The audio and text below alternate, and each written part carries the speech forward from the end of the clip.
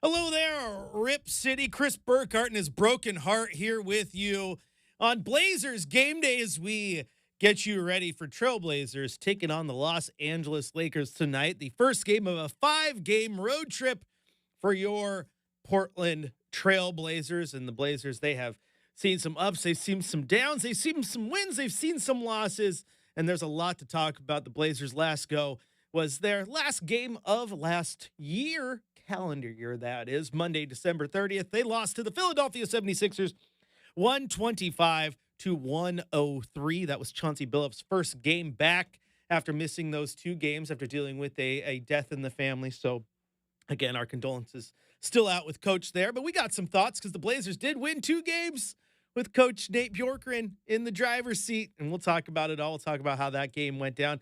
And, of course, we'll get to this Laker game as well. But we can't go too far. There's something about, I swear, I don't do this on purpose. Maybe Chad does it on purpose, and he schedules Brendan to work game days with me on days that there was college football like in my brain, and he knows Brendan can talk college ball. But I can't do it. I can't go any further without talking about that game yesterday, Brendan. I just can't. So we're gonna get you. Oh, you mean Arizona State? Yeah, what a game. That game. That game. Also, hey. There wasn't really anything that happened in the afternoon. Like if a tree falls in a forest and no one hears it, did it happen? Yeah.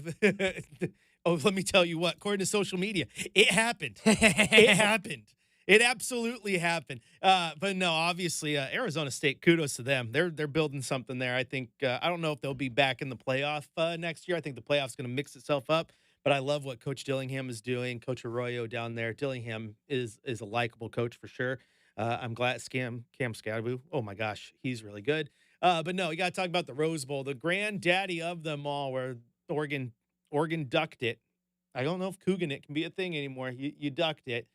They lost to Ohio State. That absolute buzzsaw. The team that I think might just be the best team on paper in this college football playoff. They don't have a lot of holes, man. I get even a good team can go in and lose to Michigan. Rivalry games are wild. They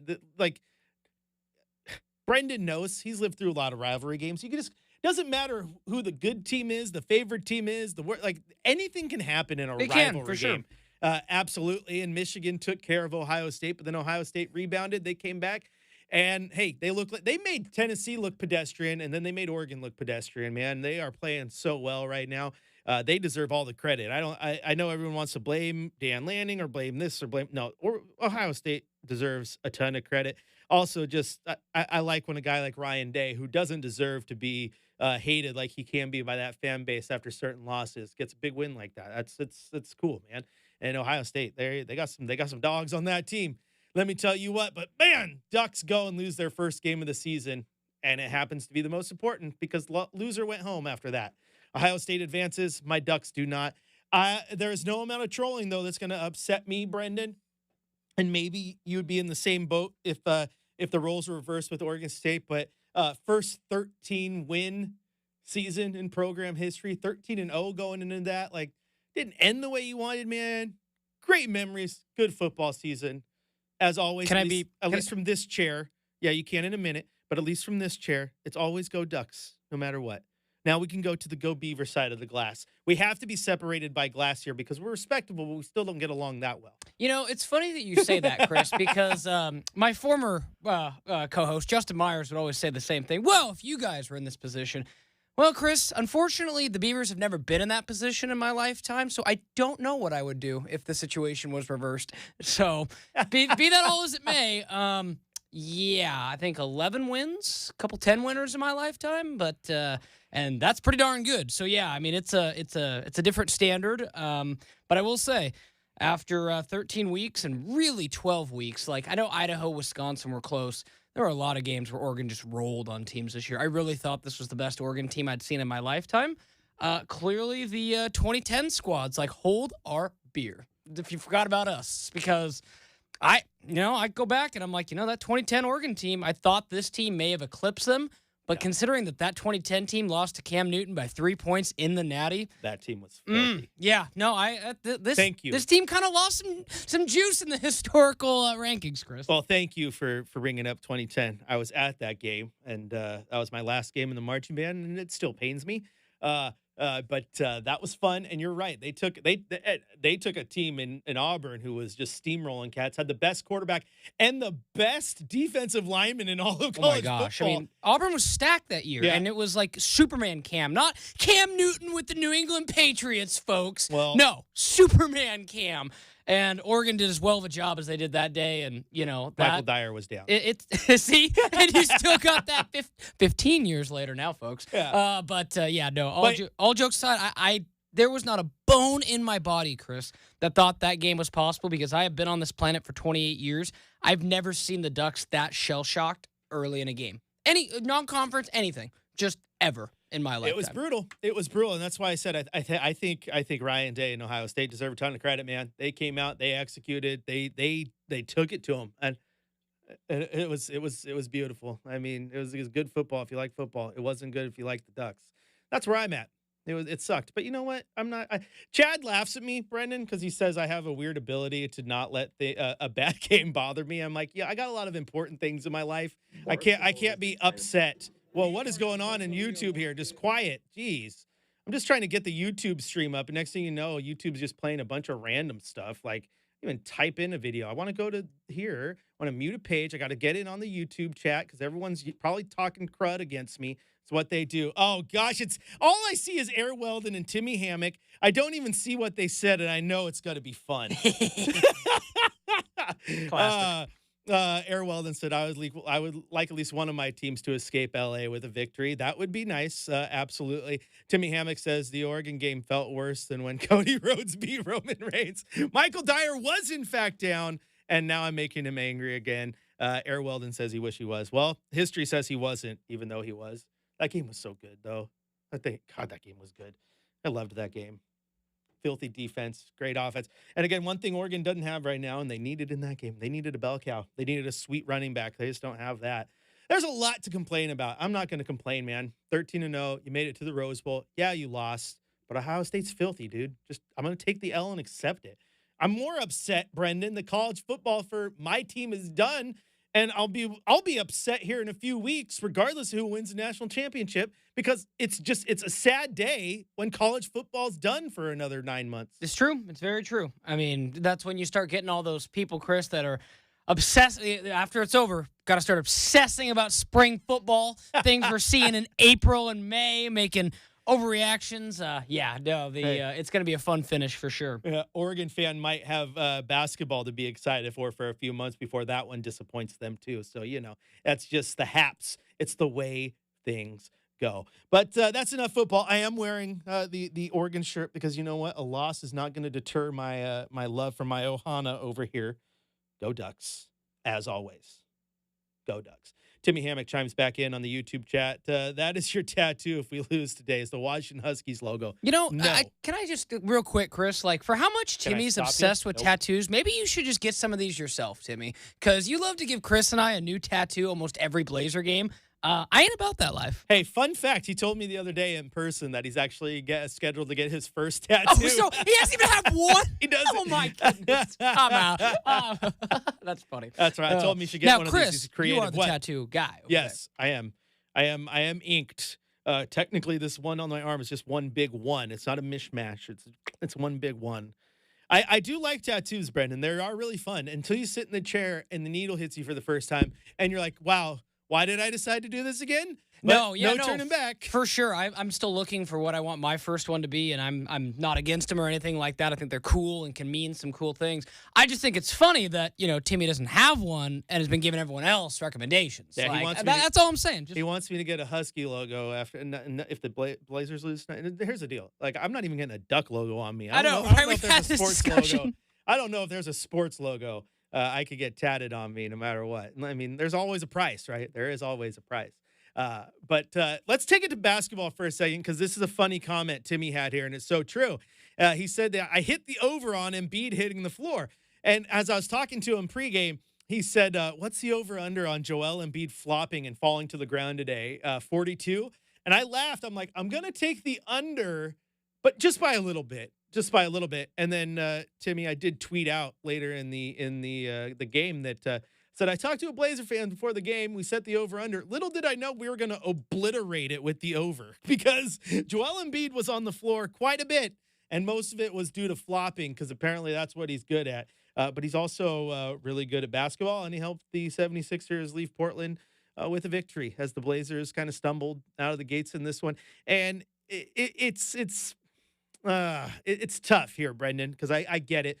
Circumstantially, it's unfortunate the reason that Coach Billups missed the games. Absolutely. I'm not going to, lessen that blow. And again, our condolences out to him. Never fun when a member of the family passes away. And that's unfortunate. But also, just the reality is another coach filled in, and now he's back, and he's going to be under a microscope. Absolutely under a microscope with how he does things the rest of the way.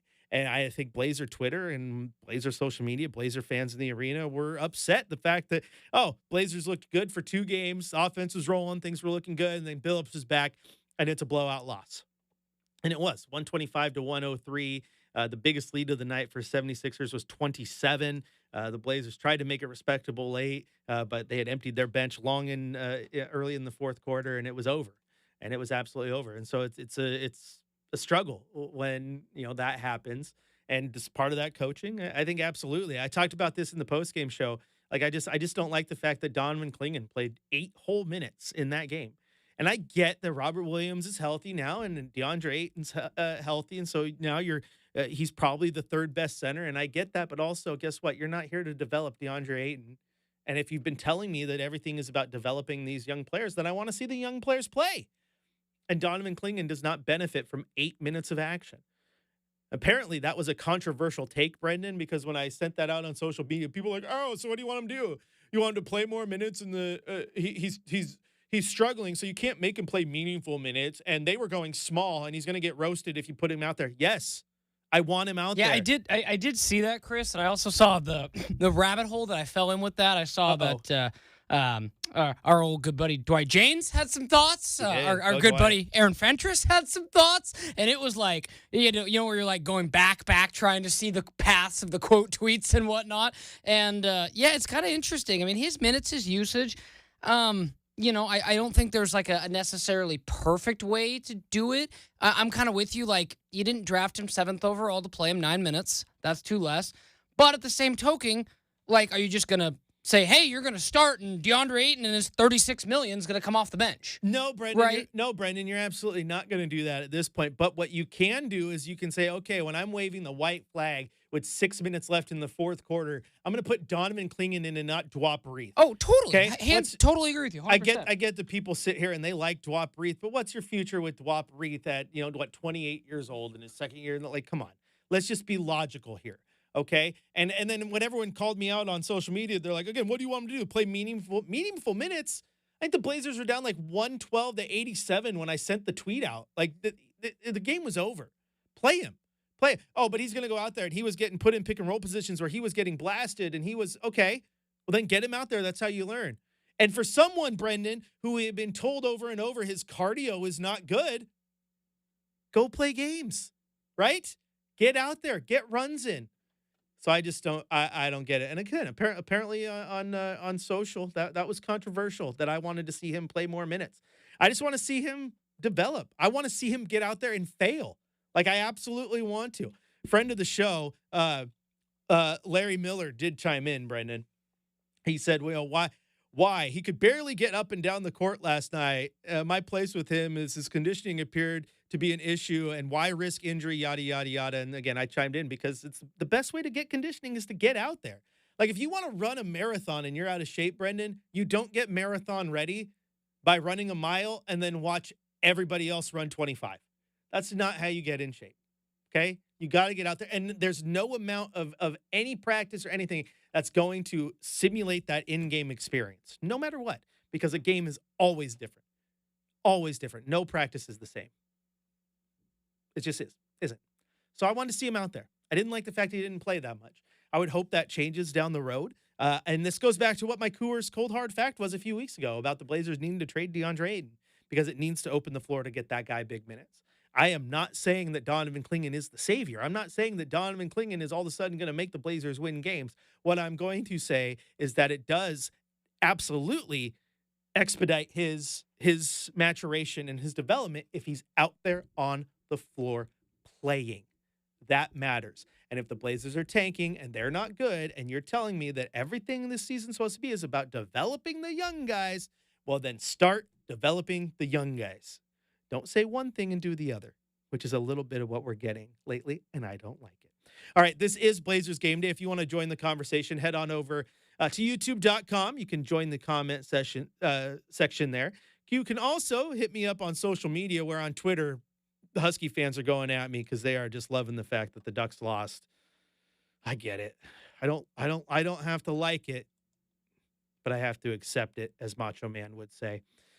And, of course, 503-248-0620 is that telephone number. When we come back, though, we're going to head to the Coach's Corner, hear what Coach had to say at practice yesterday. We may also hear from Tumani Kamara as well. I'm going to listen back to hear a little bit from Joe Cronin. He had a special sit-down with Kevin Calabro just a few nights ago on the broadcast as well. We'll all have that coming up right here on Blazers Game Day, presented by Coors Light, on your home of the Blazers, Rip City Radio 620.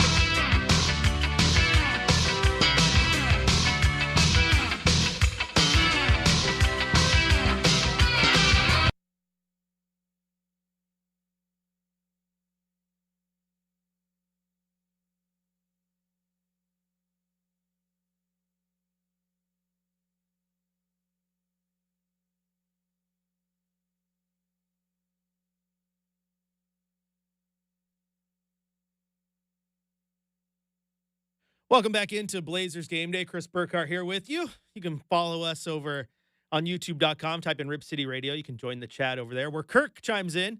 He's going back to the football talk. Oregon got screwed playing Ohio State at a neutral site, and I don't know if they got screwed by that. But I totally get what you're saying because I do kind of agree that they got screwed by that. I was just talking with Brendan though. Kirk is I don't have all the answers. No one does. I just really wish that this thing didn't play on neutral sites. I just wish that the playoff, the teams that were higher seeded got rewarded for that. I mean, your reward was 3.5 weeks off, which as we're seeing, as Kirk pointed out, every single team who had the bye lost. And I think if Oregon plays with a week off, they don't look as bad as they did after having a month off, right? I think that would matter. If they had a week off and then a game at Autzen, they don't look as bad. They just don't. I think that matters. And personally, I love the Rose Bowl. There is something so special about the Rose Bowl. I think college football should mix it up so that you start, everyone starts what is currently week 0, whatever, August. You start early. You get through championship week. Championship week ends. There's no bye week. There is no special week where it's just Army, Navy. It's just you go straight into playoff games and then build up so that the national championship game every single year is the Rose Bowl. That just becomes the de facto site. It is there. And now you still have the aura of the Rose Bowl, the granddaddy of them all. It fits.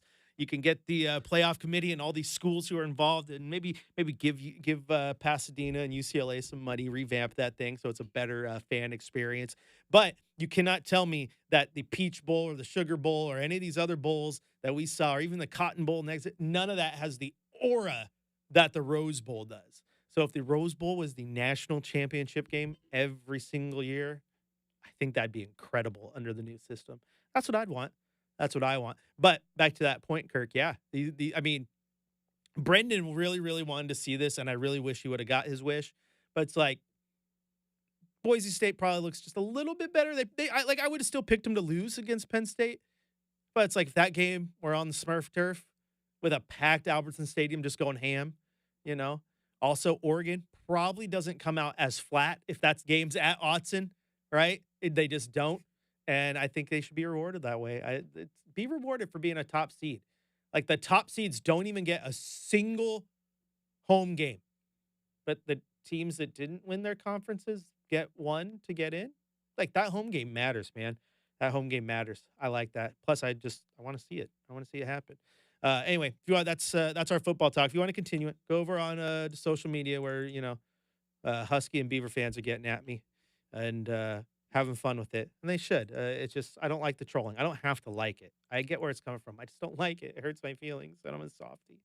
All right, let's listen though to Coach Brendan. Now I got YouTube ready to roll, so hopefully when I hit play, like it's gonna play, and it's not gonna play a random video like some guy with. I think it was a travel blog or something. I accidentally clicked on a second ago. I was trying to get our stream up, but whatever. But it is time now, Brendan, to hit that intro. It is time for the Coach's Corner. For the latest on tonight's lineup, injuries, and matchup, let's head to the Coach's Corner with Chauncey Billups. So, I guess, get it out of the way. Who did what in practice today as far as? Mostly everybody did everything except for Jeremy and Teese. Everybody else was in practice. What's Jeremy's? He got evaluated for the concussion, but didn't have one. Okay. But it's just not feeling well. He's not feeling well at all. So just kind of trying to wait and see on that. So I didn't see what happened to him. He got hit in the face. I never saw. Well, it was the Kyrie play, or Kyrie went up, threw him, and boom. Yeah. How's Teese looking as far as vaccine? I don't know. He's not on the court yet, but he is progressing. I actually just talked to him today, and he's been in here. Teese is in this building more than the janitors at this point. All the therapy and stuff that he's doing. So, I mean, he's working his butt off, man, and he's progressing. But yeah, he's not on the court practicing or anything yet. Heading into a new year now, not that that matters that much, but how do you feel about where this group is? in terms of the evolution of what you wanted to see at this point? You know, we had some ups and downs already this season. I'm not happy at all with where our defense is at. Our defense was really poor in December. But it's one of those things, we start off the season, our offense is so bad and our defense is solid, you know, and now it's kind of flip-flopped. Offense has been much better, defense is going down. So I just want to try to find some balance for us and with us. And, you know, we haven't done a good job of that defensively, at least in December, but hopefully we'll be better coming up. But in terms of everything else, I mean, you know, I think we've had some really quality wins, man, you know. And then we've had some games where we've had some real stinkers, man, where it's been really ugly. So we've been up and we've been down, too. At some point, do you expect maybe rev up the minutes for Donovan to get more experience, or is he earning what he's earning? Yeah. No, I do expect that is going to happen. With him kind of coming off of that injury, you just kind of got to be careful with him, with his minutes and his load and how many straight minutes. You know, it's just been a little difficult, but yeah, definitely. How's his NBA level conditioning coming along? It's been up and down. Right now, it's not great, you know, and that's my thing. In part because of the injury? Yeah, because of the injury and sitting the time off, and so it hasn't been great. And because of that, you know, you got to kind of protect him a little bit because he's a warrior. He'll do anything you ask. He'll play as long as he's out there, you know. So he's working it back up, though. How daunting is this road trip coming up? Yeah, it's a tough one. It's a tough one. But, you know, for us, I'm excited about it, you know. But it's a beast, though. It's a beast. Are you worried at all about team morale if you guys fall further and further out of even having a chance to get playing? Because regardless of what the franchise's overall goal might be, the guys want to win, and they probably still want to try and get as high as they can in the standings. But do you worry about morale being damaged? I don't, but I also don't think about that. You know, when you're a coach and you're so tied up in every game and trying to, you know, get better and be better, and this guy played better and develop, you know, I got so many other things to be worried about, you know, and so no, I don't really concern myself with that. It's something that you concern yourself when you get there, you know, so hopefully we don't get there. You feel like team morale is good right now, just considering everything that's kind of gone, you know, up and down throughout the season? Yeah. That's kind of where things are at. Our spirit is awesome, man. Our team spirit is awesome. I mean, if y'all could see, could actually watch our pride. I mean, it's fun. They're having a good time. They're competing. They're talking stuff. Our spirit is amazing, man. It really is. Is that the measurement for morale? How much trash talking goes on? It is. To me, it's the measurement for just your morale, your culture, and what you got going and who you have and what you're working through. Because you're gonna have some tough nights out there at 7:30 when that game starts. There's gonna be some tough nights, but it's how you get through it. It's the morale of the guys. If they sticking together, they hanging together. And we do that just fine, you know. So I never really worry about that. All right, thanks, man. Have a good trip. All right, there you hear Coach Billups in the open gym. Hard to hear over all those bouncing basketballs. But some injury news updates on the Laker front. It does appear that Anthony Davis has been downgraded to out for tonight's game with a lingering ankle injury. So they're sitting him out of an abundance of caution. And he will not play tonight against your Portland Trailblazers. No brow. Yep, no brow. No brow. He was pretty good that first matchup, Chris. So I think Blazers would be okay with that. He's been pretty good in pretty much every Yeah, he's matchup. pretty good at basketballing. Yeah, he's still good at that whole basketball thing. But this is Blazers Game Day, presented by Coors Light. Chris Burkardt here with you. If you want to join the conversation, head on over to youtube.com. Type in Rip City Radio. Join the chat there. Hit us up on social. Chris J. Burkardt and B_slot, respectively. We'll take a quick break here, though, and when we come back, it'll be time for my Coors Cold Hard Facts. We still got our keys to the game to get to. Continue to get you ready for Blazers versus Lakers, all right here on your home of the Blazers, Rip City Radio 620.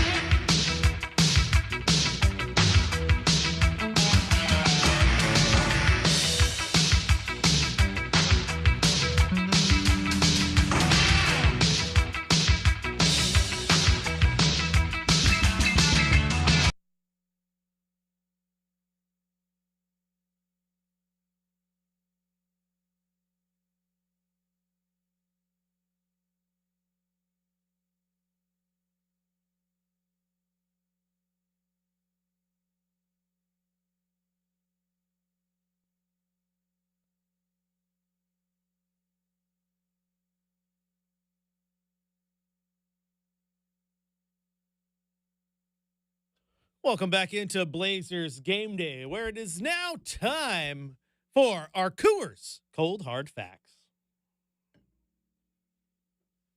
It's time for the Cold Hard Facts, presented by Coors Light, Mountain Cold Refreshment. Choose chill, celebrate responsibly.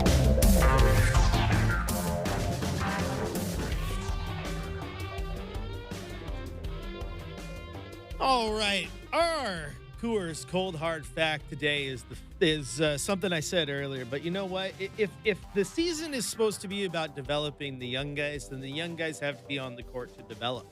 Just they have to. They have to. I want to see Donovan Clingan on the floor. I want to see him out there for as many minutes as his body can take, and then some. Build up the cardio. Oh, but he's not in game shape. Well, then get him in game shape by getting him in the games. Okay? If you're going to feed me one line that the wins and losses don't matter because this is all about developing, okay, then I need you to develop the guys because the win and loss doesn't matter. So who cares if he gets out there and is exposed by the defense, or who cares if he goes out there and he makes mistakes? Is it about developing? Because if it is, that's how you develop. That's how you learn. Like, I don't know what is a good pass and a bad pass until I make a bad pass, unfortunately. Like, that's just how it is, right? So he needs to get out there. You need to get Scoot out there in big runs. And they've been starting to use him more lately, but use him and take advantage of him. Develop him the way that he wants to develop as well. I mean, did you not see Philadelphia, how often he was sitting in the corner just 2 games after saying, yeah, I'll take taking that winning shot over sitting in the corner all day long. Develop him. Play them. That's what makes them better. And that's what I want to see. Okay? And so, like, to Monty is part of the future, right? And he plays small forward. And Danny's part of the future, and he plays small forward.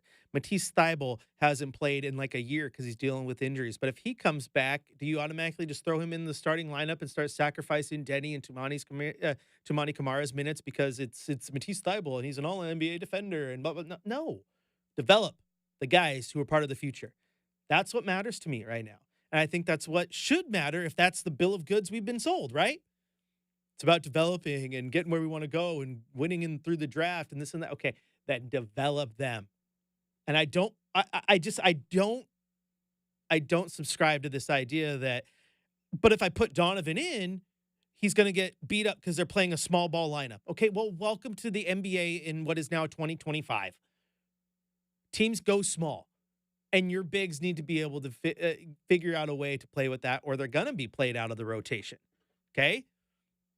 Find ways to make and if the team is going small, which they're doing quite often right now, then punish them by putting the ball in the paint. Because if they have a small ball lineup, who the heck is going to stop a guy as big as Donovan Clingan or DeAndre Ayton or Robert Williams, right? So again, if teams are going small and you put a big guy out there, punish them for it. But the whole point is you cannot continue to roll Donovan Clingan out there and just play him for 8 minutes a night. Oh, well, the Philadelphia went small quite a bit when they took Joel Embiid out. Okay, well, then sub him in more when Joel Embiid is on the floor and let him get that defense. I want to see how he looks against Joel Embiid. I want to see how he looks against Nikola Jokic. I want to see how he looks against Victor Wembanyama. He's not playing tonight, but I want to see how he looks against Anthony Davis. And if he looks bad, I don't care. He's a rookie.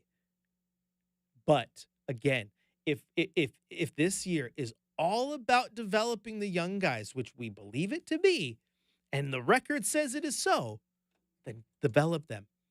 Put them on the floor. Let them make their mistakes. Let them learn.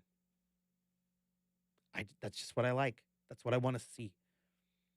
And I was really surprised that wanting to see Donovan Clingan more than 8 minutes was such a controversial take. I didn't get that. I didn't get that. Keith asks on YouTube, by the way, is LeBron playing? Last I checked, yes. Just looks like Gabe Vincent and Anthony Davis are both out tonight. Let's see. Timmy wants to get weird AI music for our intro. Okay, whatever you say.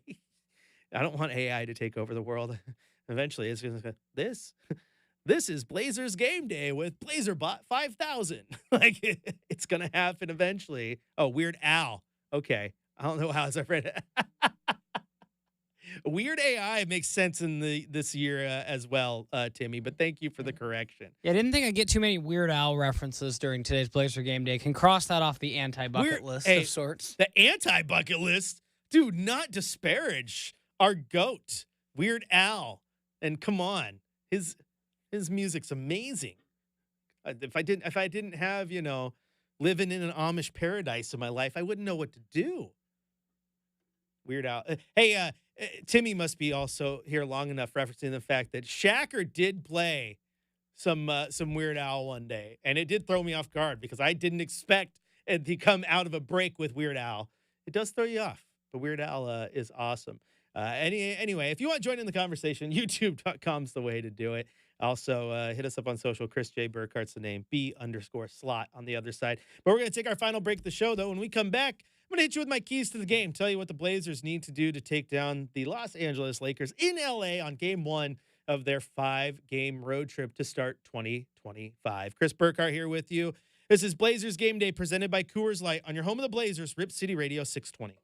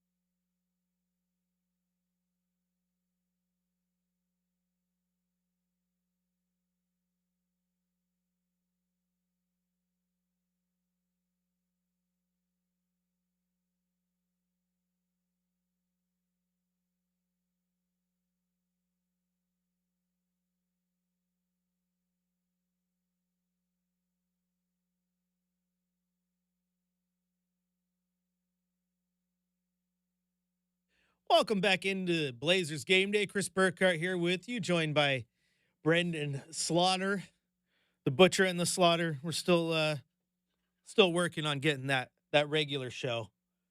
Needs to happen, okay? I'm gonna keep putting in a good word. But Brenden, get ready to hit that intro button because it is time now for our keys.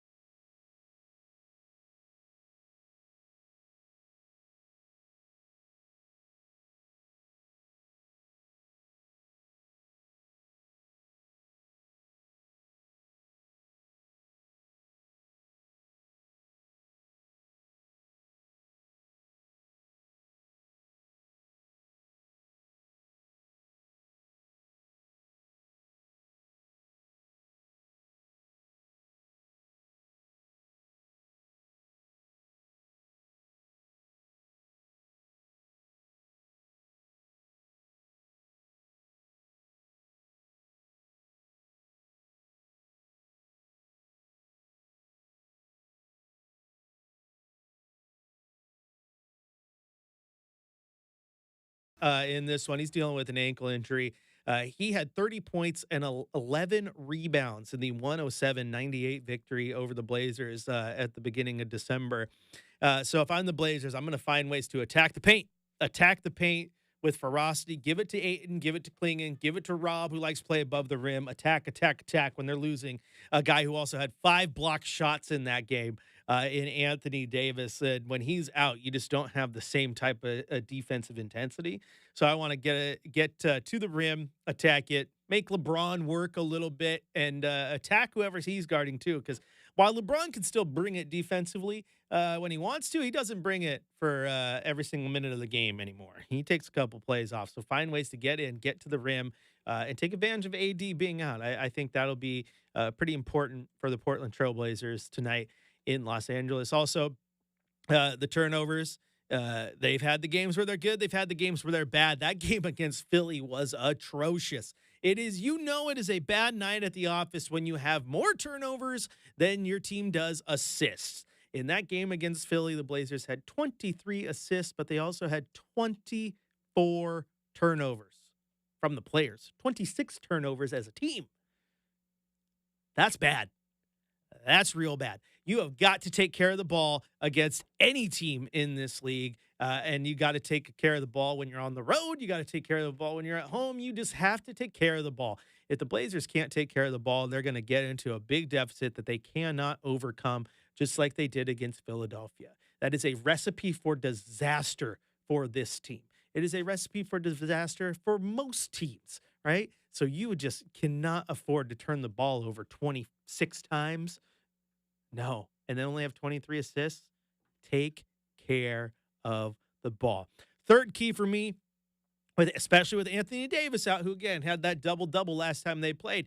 Get Klingon in there a little bit more. That's also a Coors cold hard fact that I want to see, but let him go to work on the offensive and defensive glass. Ayton has also been very, very good on the glass as of late, so get him going as well. I think the Blazers need to make sure they win this rebound battle. With Anthony Davis out, it plays to your favor. If the Lakers somehow find a way to win that rebound battle, that means that you weren't trying to me and you weren't paying attention, and you're giving them free buckets, and they're probably out to a big lead that you just can't afford. So, again, win the rebound battle, take care of the ball, attack the rim with AD out. And I think you might be in a pretty good spot to sneak a win on this game 1 of this 5-game road trip. So this 5-game road trip, those of you who are keeping track at home, it will have the Blazers start right down there in Los Angeles today. And then on Saturday, they will be in Milwaukee to take on Damian Lillard and co. That still sounds weird. On Monday, January 6th, they will be in Detroit taking on the Pistons. And then they end the road trip with a back-to-back on Wednesday and Thursday in New Orleans and in Dallas before coming back home for a nice little stretch of games that sees them at home against Miami, Brooklyn, the Clippers, Houston, and Chicago, and before they go back out on the road. So, yeah, nice little road trip here. Get things going. And you know what? I think this is probably good for the Blazers right now. They've had their ups and downs. And I think that they've had a lot of road trips as of late because they remember the Blazers did that weird little thing basically all month of November and December. I guess the end of November and all month of December, where it was like home game, road game, home game, road game, home game, road game. It was just really, really weird. There wasn't really a trip. And I think this team can use this 5-game trip right now because you talk to a lot of players around the league and the people who have done it. It's like that's where teams are built, right? On the road because you're in the airplane together. You're on the buses together. You're going out. You're eating together. Everything you do is as a team or with members of the team. It's not, hey, we did the game. Now we're going home and going our separate ways till I see you at practice tomorrow. This is where you build that chemistry and that connectivity, right? And so I think it's important for the Blazers to take advantage of that and get things going. And maybe even if they don't win games, it's a get-right locker room game. Not saying the locker room is broken, not in the least. I think the vibes are still good in there. But this is still the type of thing that can bring a team together. And maybe they string together a few more wins than you would expect in the long run.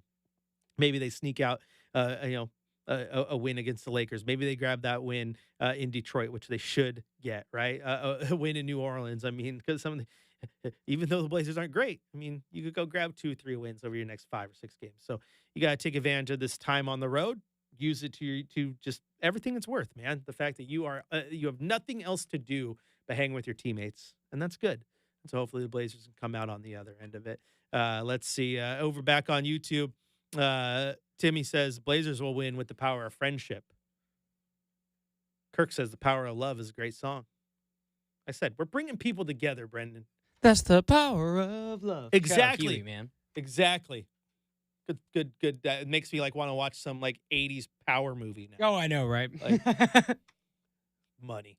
Absolutely. Speaking of theme track songs, now when the Blazers do an in-stadium video review, they play Eye to Eye from Goofy movie. Yeah. Powerline. One of the greatest fictional artists of all time. All right, the music has to hit. That means I got to stop talking. That's going to do it for Blazers Game Day, but don't go anywhere. Coming up next across the Trailblazers audio network, Chad Doing will have the Blazers pregame show. Tip-off at 7:30. Across the audio network of 2, Travis Demers on the call. And then right back here after the game, it's the 5th quarter where hopefully we're breaking down a Trailblazers victory. We'll talk to you after this one.